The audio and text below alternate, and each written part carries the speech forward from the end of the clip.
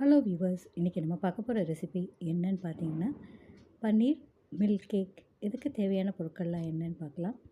பால் 1½ cup, சர்க்கரை 1 cup, பால் powder 1 cup, பன்னீர் துருவல் 1½ cup, தேங்காய் துருவல் 2 டீஸ்பூன், ஏலக்காய் தூள் அரை டீஸ்பூன், நெய் 1 டீஸ்பூன்.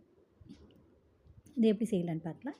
முதல் வெறும் கடாயில் சர்க்கரையை போட்டு கொஞ்சம் மிதமான தீயிலேயே அப்படியே ஒரு 5 நிமிஷம் விடுங்க.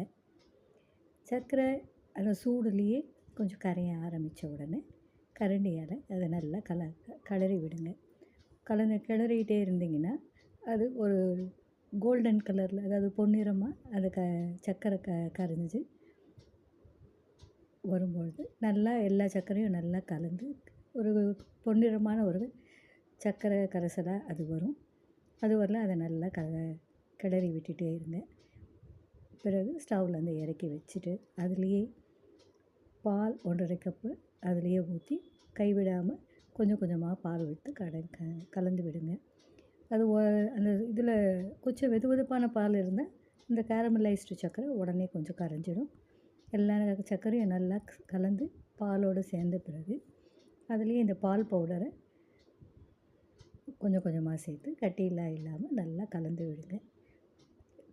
பிறகு திரும்பவும் ஸ்டவ்வில் வச்சு சிறு தீயிலேயே வைங்க. திரும்பவும் அந்த பால் பவுடரை கலவை கொதிக்க ஆரம்பிச்சிடும்.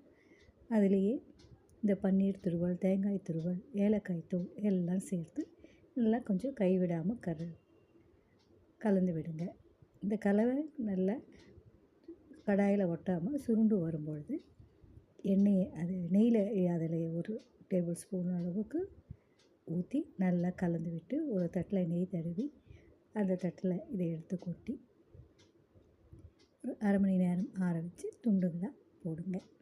இதுவே பன்னீர் மில்க் கேக் செய்கிற முறையாகும். இது ஈஸியானது தான்.